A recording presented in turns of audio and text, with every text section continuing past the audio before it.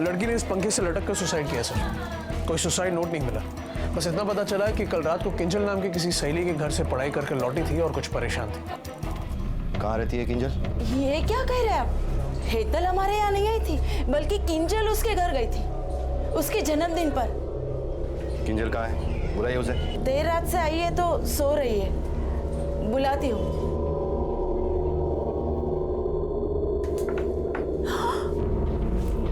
किंजल! किंजल! किंजल!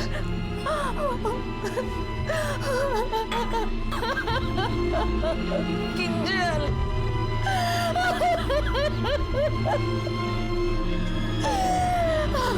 किंजल!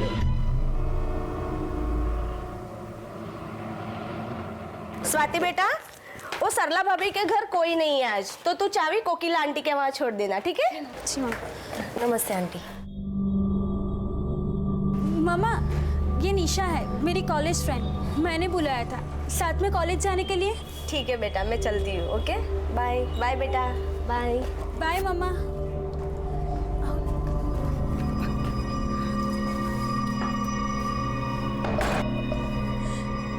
किंजल और हेतल दोनों ने, अब हम नहीं बचेंगे। उन्होंने कहा भी था उससे। हाथ मत लगाओ, तो दूर हटो। अच्छा नहीं किया तुम दोनों ने हमारे साथ। दोस्ती ना तुम हमारी, हमें माफ कर दो प्लीज। जानबूझकर नहीं किया हमने कुछ, मजबूरी थी हमारी और कोई रास्ता नहीं था हमारे पास। प्लीज हमें माफ कर दो। चीट किया है ना तुम लोगों ने हमारे साथ, देख लेना तुम दोनों भी नहीं बचोगी। पनिशमेंट मिलेगी, बहुत बड़ी पनिशमेंट है। ये सब हमारी वजह से हुआ है। We are responsible. अब हम नहीं बचेंगे। पुलिस आती ही होगी, हमारे घर वालों को सबको सब पता चल जाएगा। अब बस एक ही रास्ता है हमारे पास।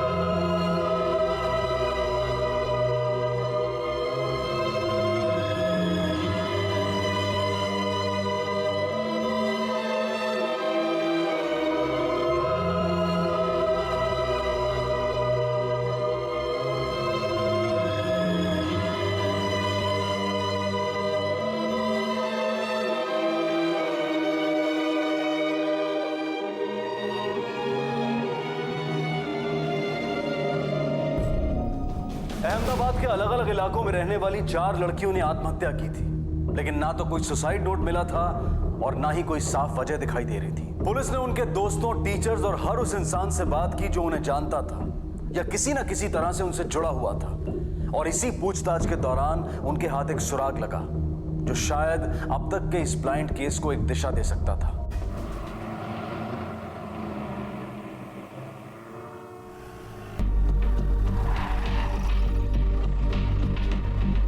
सब चारों लड़कियों की कॉल डिटेल्स आ गए हैं। निशा और स्वाति एक ही कॉलेज में पढ़ते थे और हेतल और किंजल एक ही कोचिंग क्लास में। स्वाति हेतल की सहेली थी, इसलिए चारों एक दूसरे को जानते थे। घटना के दिन हेतल और किंजल ने अपने घर पर झूठ बोला था कि वो पढ़ने के लिए एक दूसरे के घर पर जा रहे हैं।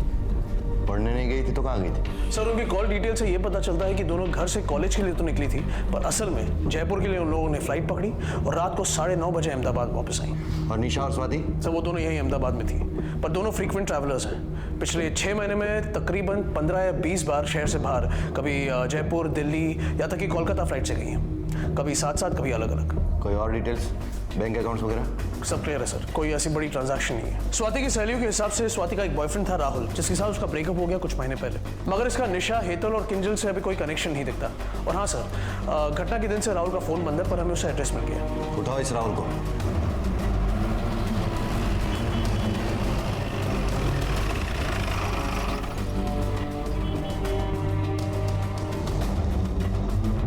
राहुल तो 2 दिन से घर ही नहीं आया और इसका फोन भी स्विच ऑफ आ रहा है। और वैसे भी वो अक्सर 2-4 दिन के लिए अपने दोस्तों के घर पे रहता है। लेकिन बात क्या है, क्यों ढूंढ रहे हो राहुल को? वो आपको जल्दी पता चल जाएगा। उसकी कोई फोटो मिलेगी?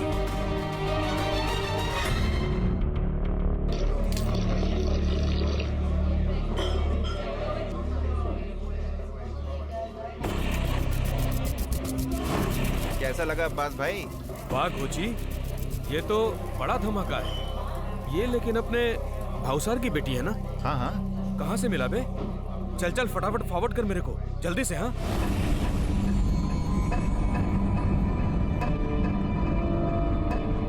क्यों सर, है ना धमाका?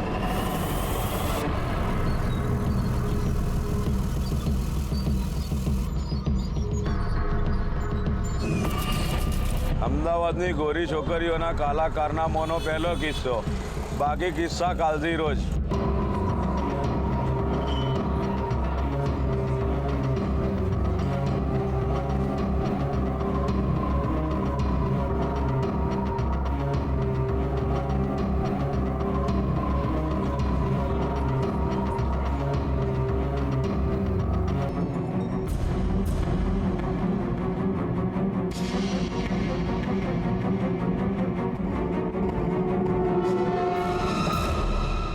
सर, इस लड़की का नाम रिद्धि है, मशहूर सोशल वर्कर भावसर की बेटी है, मगर उन चारों लड़कियों के साथ इसका कोई कनेक्शन नहीं दिखता। सवाल यह है कि इस अखबार के पास ये तस्वीर आई कहां से, और इनका ये हेडिंग पहली किस्त। इसका मतलब तो ये हुआ कि इन लोगों के पास दूसरी लड़कियों की भी तस्वीरें हैं जो वो आगे छापने वाले हैं। कहीं उन चारों लड़कियों की सुसाइड की वजह ऐसा कोई स्कैंडल तो नहीं हो सकता है सर।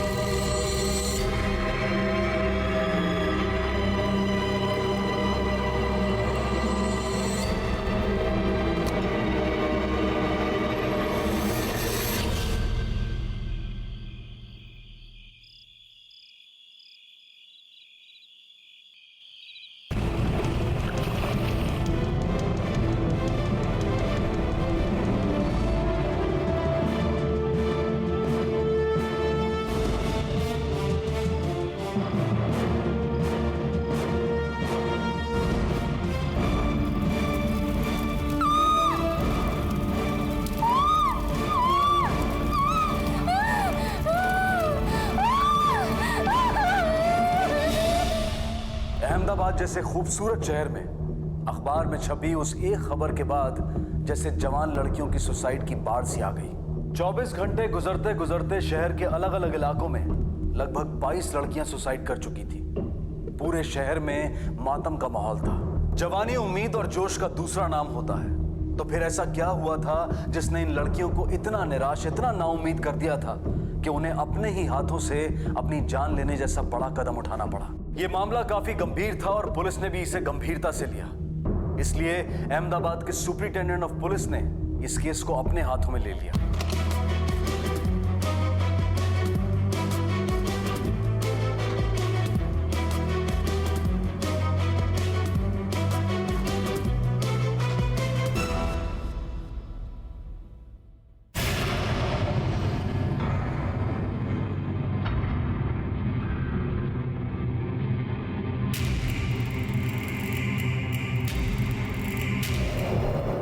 सर, उस खबर के छपने के बाद से अब तक शहर के अलग अलग एरियाज में कुल मिलाकर 22 लड़कियां सुसाइड कर चुकी हैं। इन सभी लड़कियों को 5 ग्रुप में बांटा जा सकता है। हर ग्रुप में 3 से 5 लड़कियां होगी। सब एक दूसरे से कनेक्टेड, आपस में सहेलियां थी या सहेली की सहेली। कुछ कॉलेज में साथ पढ़ा करती थी तो कुछ कोचिंग क्लासेस में। सर, डिटेल इंक्वायरी के बाद हमें पता चला है कि सभी लड़कियां फ्रीक्वेंट ट्रैवलर्स थी और रेगुलर बेसिस पर गुजरात और देश के अन्य बड़े शहरों में आया जाया करती थी। लेकिन इनके घर वालों को कुछ पता नहीं। सर, इस मास सुसाइड से 3 दिन पहले मेरे एरिया में भी 4 लड़कियों ने सेम कंडीशन में सुसाइड किया है। सर, ये लड़कियां भी फ्रीक्वेंट ट्रैवलर थी। उनके बैंक अकाउंट में भी कुछ नहीं मिला और उनकी एक्टिविटीज के बारे में उनके माँ बाप को कुछ नहीं पता था। सर, ये 4 लड़कियां और उसके बाद सुसाइड करने वाली लड़कियों को सिर्फ एक ही चीज जोड़ती है और वो है राहुल नाम का एक लड़का। सर राहुल पहले हेतल का बॉयफ्रेंड था और उसके बाद उसका अफेयर भावसार की लड़की रिद्धि के साथ था। सर ये लड़का हेतल के सुसाइड के दिन से ही कहीं गायब है। अभी तक उसकी कोई लीड नहीं मिली। और जिस पेपर में इनकी न्यूज छपी थी, सर उसके रिपोर्टर और एडिटर को हमने हिरासत में ले लिया है। सर वो अपना गोची है ना, जो घंटा घर 4 रास्ता पे चाय की दुकान पे काम करता है, अक्सर छोटी मोटी खबरें वही मुझे देता है। और ये एमएमएस भी उसी ने मुझे दिया था, तो हमने स्टील करके छाप दिया। सर वो मशहूर समाज सेवी भावसार भाई की बेटी थी, तो हम लोगों ने सोचा कि बड़े घर की बेटी है, खबर छाप देंगे तो हमारे अखबार की बिक्री भी ज्यादा हो जाएगी। ये पहली किस्त से क्या मतलब है तुम्हारा? और भी एमएमएस है तुम्हारे पास? नहीं सर, मेरे पास तो नहीं है, लेकिन वो गोची बोल रहा था कि उसके पास और भी है।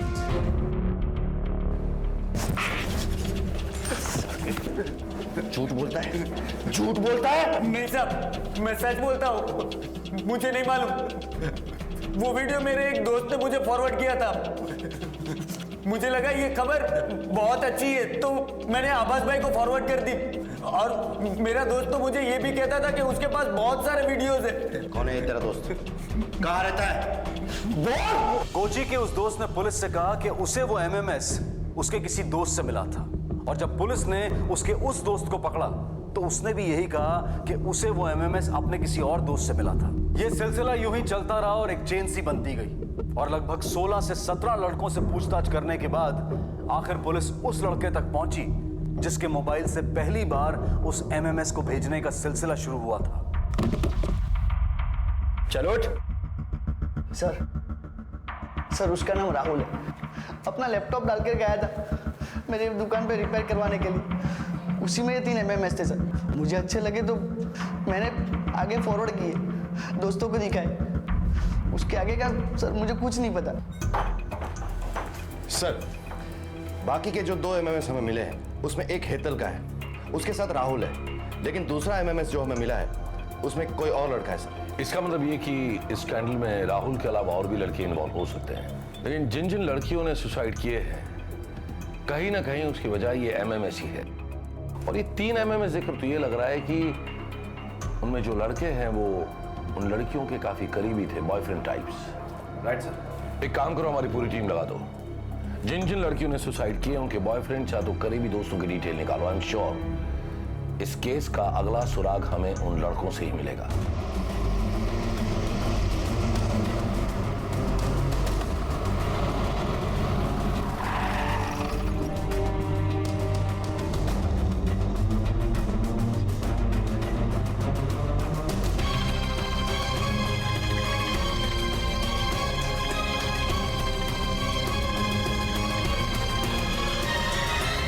पुलिस की एक बड़ी टीम हर उस लड़के की तलाश में जुट गई जो किसी भी तरह से इन लड़कियों के करीब था। दोस्तों, घर वालों, रिश्तेदारों, सबसे पूछताछ की गई। काम आसान नहीं था लेकिन जरूरी था, क्योंकि पुलिस को अकेला यही एक रास्ता दिखाई दे रहा था जिस पर वो आगे बढ़ सकते थे, और उनकी ये सोच सही साबित हुई। कई लोगों से पूछताछ करने के बाद जो सच पुलिस के सामने आया उसने इस केस की गंभीरता को और भी बढ़ा दिया। पुलिस को पता चला कि सुसाइड करने वाली हर लड़की का कभी ना कभी कोई बॉयफ्रेंड या प्रेमी जरूर रहा था। उनके इन्हीं प्रेमियों ने उन्हें धोखे से नशा कराकर उनके साथ संबंध बनाए, और उनके ही किसी साथी ने उनकी इस घृणित हरकत को कैमरा में कैद कर ये एमएमएस बनाए। सर जिन लड़कियों ने सुसाइड किया था उन सबके बॉयफ्रेंड्स ने उन्हें ड्रग्स देकर एमएमएस बनाया। सर इंट्रोगेट करने के बाद हमें यह पता चला है कि एक लड़का किसी दूसरे लड़के को हायर करता था। एमएमएस बनाने के बाद उसे पैसे मिल जाते थे और वो दूसरे किसी नए लड़के को हायर करता था। और सर सबसे इंटरेस्टिंग बात यह है कि इस पूरी चेन की सबसे पहली कड़ी है राहुल। उसी ने पहले लड़के को हायर किया था। इसका मतलब जब तक हम इस राहुल को नहीं ढूंढ लेते ये केस आगे नहीं बढ़ेगा। Yes sir. Sir, Kalupur station के पास नाले में राहुल की लाश मिली। व्हाट? यस सर, चाकू से गोद कर उससे मारा गया है। तलाशी के दौरान कालूपुर पुलिस को उसकी जेब से एक सिम कार्ड मिला जो उसके नाम पे रजिस्टर्ड है। सर कॉल रिकॉर्ड्स में सिर्फ एक लैंडलाइन नंबर मिला है जहां से उस सिम कार्ड पर कॉल आते और जाते थे। अब तक हमारी पूरी इन्वेस्टिगेशन सिर्फ और सिर्फ एक ही शख्स की तरफ जा रही थी, राहुल। राहुल के खून के पीछे 2 पॉसिबिलिटीज हो सकती है। एक, या तो उसे उसी की शिकार हुई किसी लड़की या उसके करीबी ने मार दिया हो, और दूसरा, शायद इस एमएमएस गिरोह का सरगना राहुल नहीं बल्कि कोई और है, और जिसने अपना राज खुल जाने के डर की वजह से राहुल को अपने रास्ते से हटा दिया हो। वो जो दूसरी सिम से लैंडलाइन नंबर मिला है, किसका है वो? दरअसल ये नंबर एसजी हाईवे एरिया के पब्लिक फोन का है। काफी बिजी चौराहा है ये। यहाँ बाकी दुकानों के साथ एक बड़ा और फेमस कोचिंग सेंटर भी है। वहीं दीवार पे ये फोन लगा है।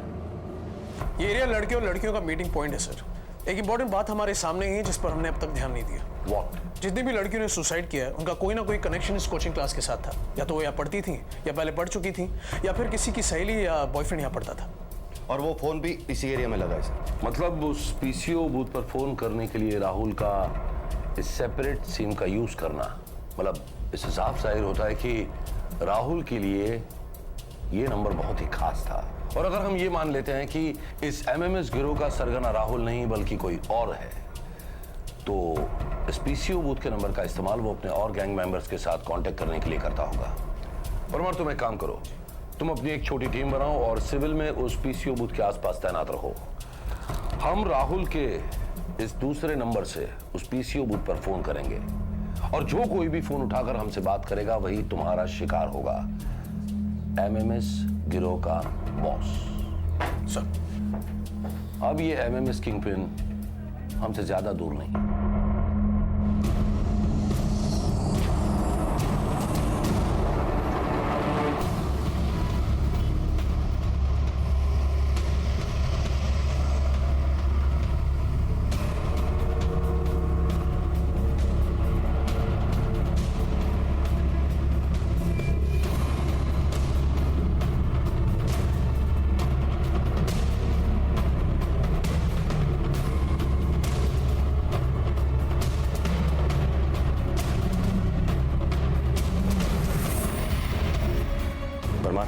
Position okay?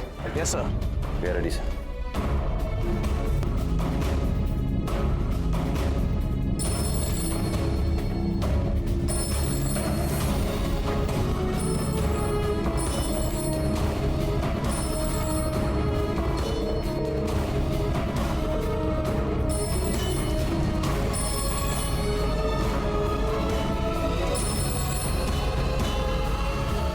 कोई मूवमेंट है वहां पर?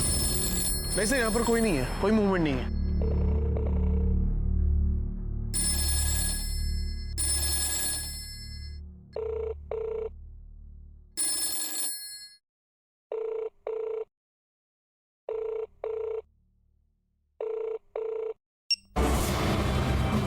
परमार, किसी ने फोन उठाया, गिरफ्तार करो उसे। सर, पर यहाँ पर कोई नहीं है। लेकिन कॉल तो रिसीव हुई है, किसी ने उठाया फोन। सर, मैं फोन बूथ के सामने खड़ा हूं, वहां पर कोई नहीं है।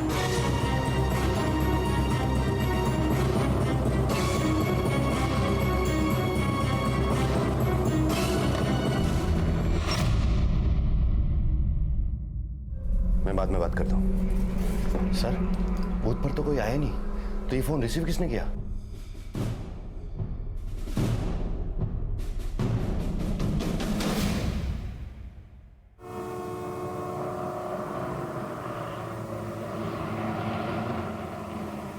जैसे परमार ने बताया था कि जिन जिन लड़कियों ने सुसाइड किया वो सारी की सारी लड़कियां किसी न किसी तरह से उस कोचिंग क्लास के साथ जुड़ी हुई थी। Yes sir. तो हो सकता है कि इस वक्त भी उस कोचिंग क्लास की कोई ना कोई लड़की एक्टिव हो।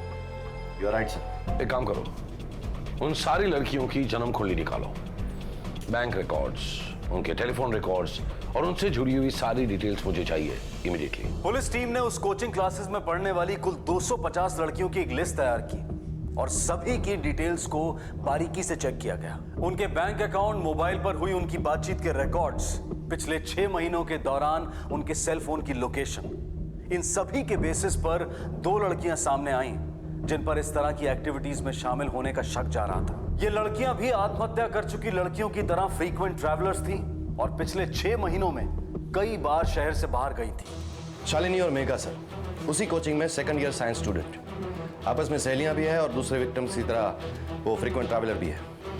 इन दोनों के फोन को सर्वेलेंस पे लो, 24 घंटे नजर रखो इन दोनों पर। Yes sir.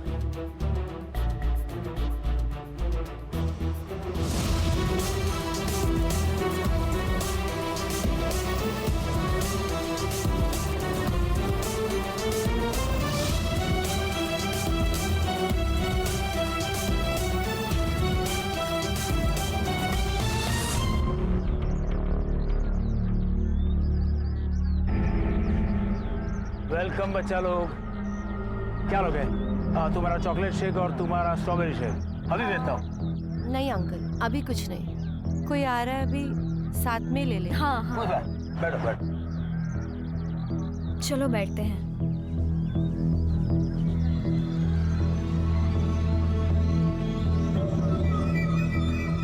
Hi hi, how are you? We are fine. Fine. तू बता कैसी है, कैसे चल रहे हैं स्टडीज? बहुत अच्छी।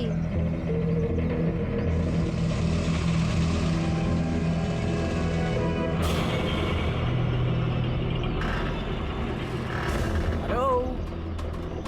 Happy birthday Rishi. Thank you so much. Hi, happy birthday. Thank you. Hello. Happy birthday Rishi. So timing छे दीदी। So ready for treat? या ओके चले। ओके। ओके तुम लोग बाइक पे जाओ, हम लोग ऑटो में आएंगे। Okay bye bye. Bye bye.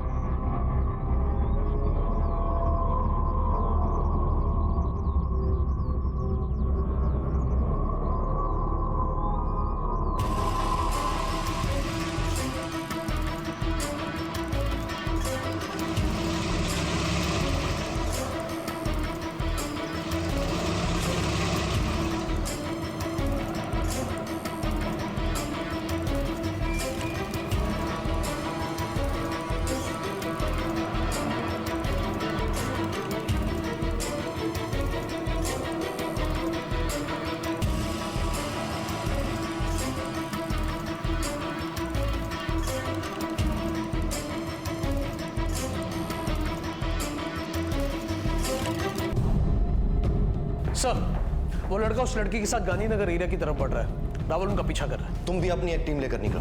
हो सकता है इस लड़के के जरिए हम इस पूरी गैंग का पर्दाफाश कर सके। पल पल की खबर चाहिए मुझे। Right sir.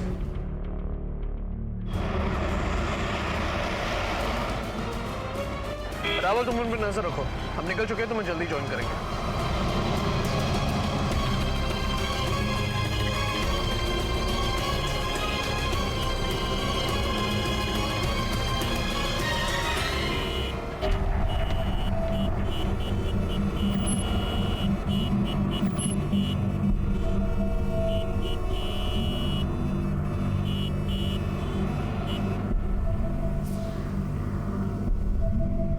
जावा, तुम और 2 टीम तैयार करो। हमें पता नहीं ये गिरोह और कितना बड़ा है। हमारे पास वक्त बहुत ही कम है। अगर हम वक्त पर वहां नहीं पहुंचे तो हम और एक जान गंवा देंगे। वो 2 लड़कियां शालिनी और मेघा, उन दोनों को उठाओ। आई एम श्योर उन दोनों लड़कियों को इस लड़के के बारे में कुछ न कुछ पता होगा। क्विक। Yes sir.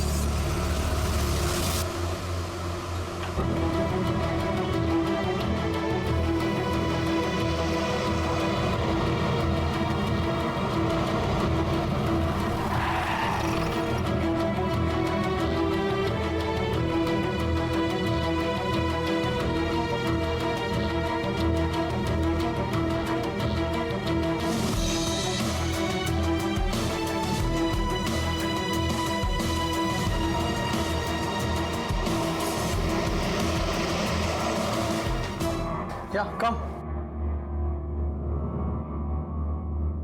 ऋषि, तुम्हें ये होटल थोड़ा अजीब नहीं लग रहा? हाँ यार, आई नो ये थोड़ा टैकी सा तो है।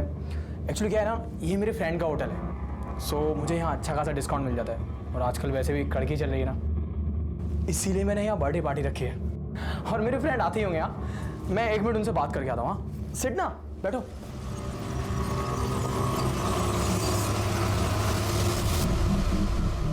सर, ये तो हिमानी है, हेतल की छोटी बहन।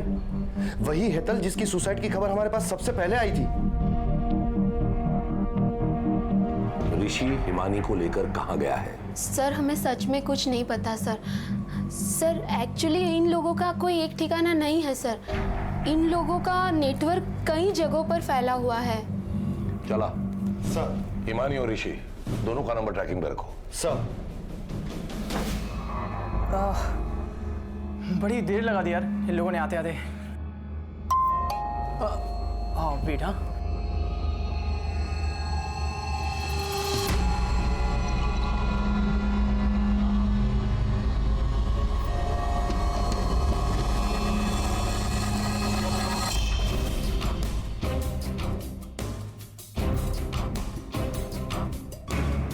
Yes, sir, we are trying our level best. Sir.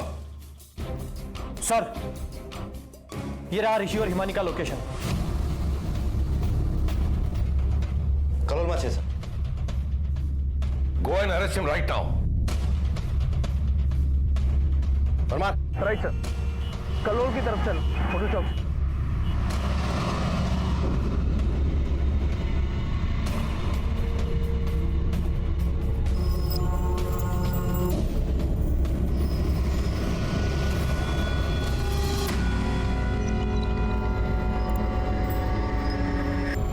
हे, क्या हुआ? पता नहीं, थोड़ा डिजी सा लग रहा है। हाँ एक्चुअली हो रहा होगा यार, हम इतनी लंबी राइड लेके आ रहे हैं ना धूप में, इसलिए। हाँ शायद।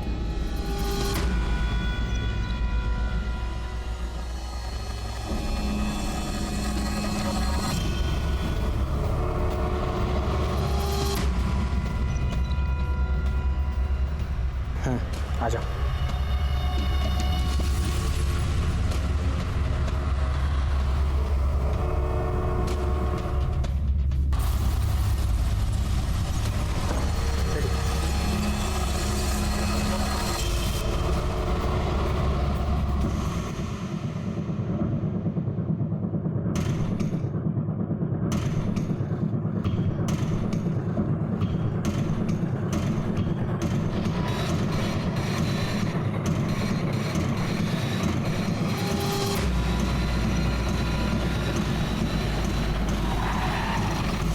सर, यही है वो होटल, चल।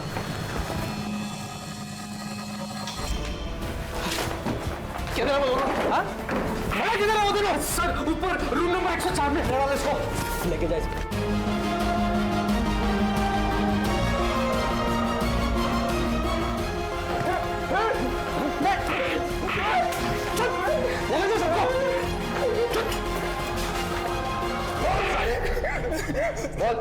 मैं न्याज अफगानी के लिए काम करता हूँ सर।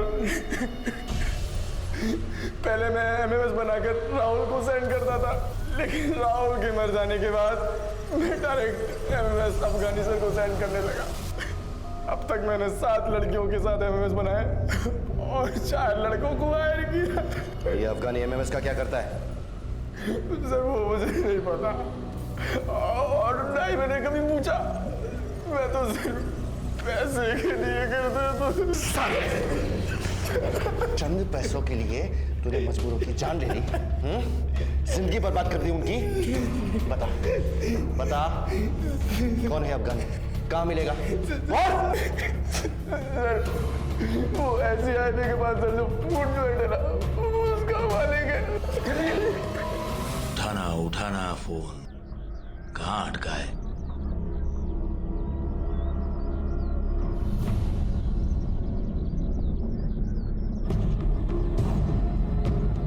हाँ जी मालिक, क्या लेंगे आप? तुझे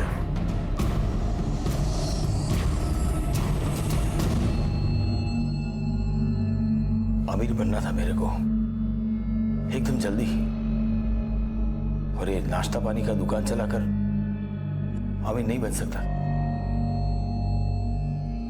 तो अक्सर अपने दिमाग में तिकड़े में फिरता रहता था अमीर बनने की। फिर एक दिन एक दोस्त ने मुझे अचानक बताया कि वैश्या नहीं, होटल लाइन में उसे कॉल गर्ल कहते हैं। मेरी होटल में रोज आती हैं ऐसी लड़कियां।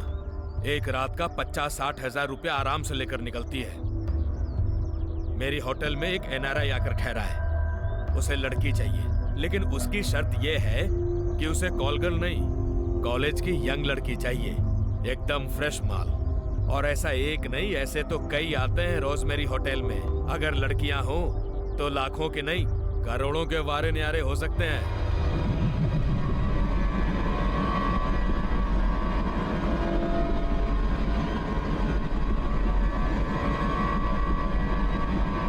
मेरे फूड जॉइंट पे बहुत सारे छोकरे छोकरी आते रहते थे। राहुल भी उन्हीं में से एक था।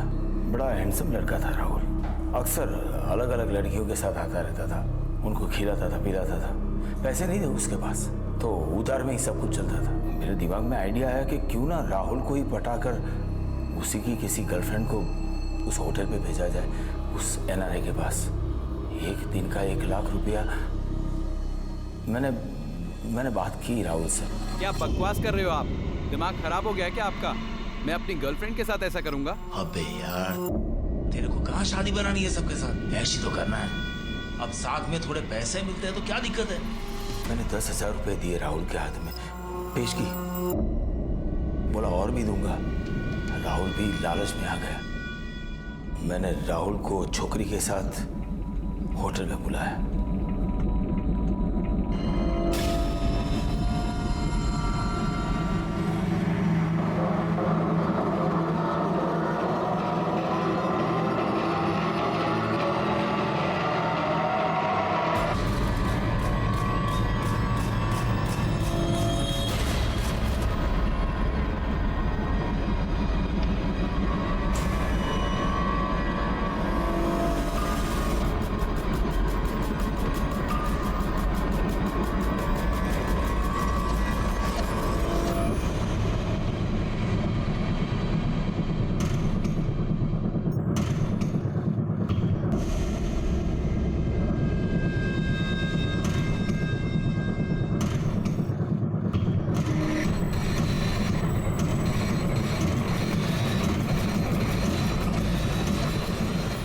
उस एमएमएस को दिखाकर हमने उस छोकरी को उस एनआरआई के पास जाने के लिए मजबूर कर दिया।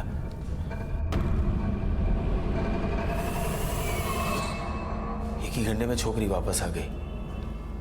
मुझे 1 लाख रुपए मिले, जिसमें से 25,000 मैंने राहुल को दे दिए। किसी को शक ना हो इसलिए मैं एजी हाईवे के पब्लिक फोन से बात करता था, जिसकी एक लाइन मैंने अपनी दुकान में ले ली थी। मेरा और राहुल दोनों का लालच बढ़ता ही गया। मैंने सोचा एक बार हो या बार बार हो क्या फर्क पड़ता है। तो मैंने राहुल को बोला कि और भी लड़कों को ले आए। सब कुछ ठीक ठाक चल रहा था। तभी अचानक एक दिन एक एमएमएस लीक हो गया। ये धंधा जो मैंने इतना दबा छुपा कर रखा था, अचानक से हेडलाइन बन गया।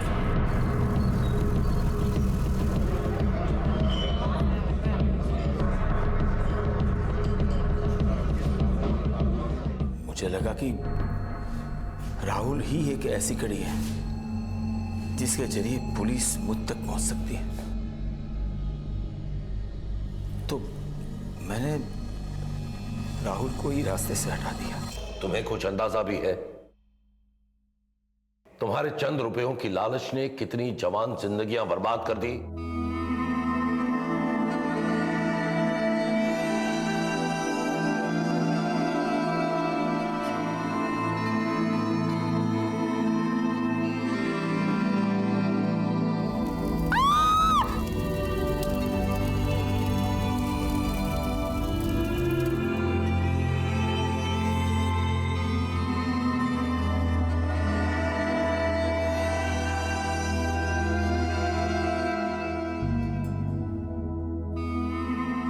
कितने परिवार उछाड़ दिए।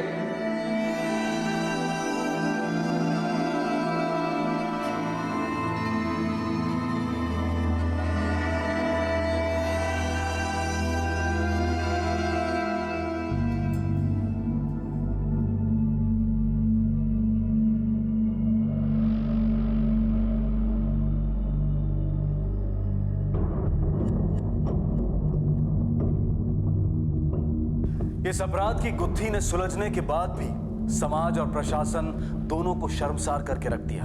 प्रशासन को इसलिए क्योंकि इतना बड़ा गैंग, इतना बड़ा रैकेट ठीक उनकी नाक के नीचे चल रहा था और इसके बावजूद उन्हें इसकी भनक तक नहीं थी। और समाज को इसलिए क्योंकि भाई दूज और रक्षाबंधन जैसे त्योहार मनाने वाला हमारा समाज ऐसे भाइयों, ऐसे बेटों, ऐसे पुरुषों को जन्म दे रहा था जो अपनी बहनों की रक्षा की कस्में खाते हैं लेकिन दूसरों की बहनों के लिए खतरा बन जाते हैं।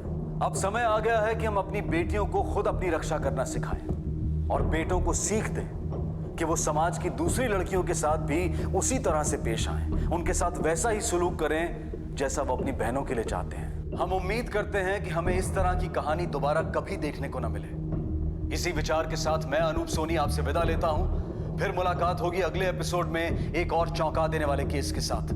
तब तक अपना और अपने परिवार का ख्याल रखें और देखते रहें क्राइम पेट्रोल डायल 100। सबक एक को सीख हम सब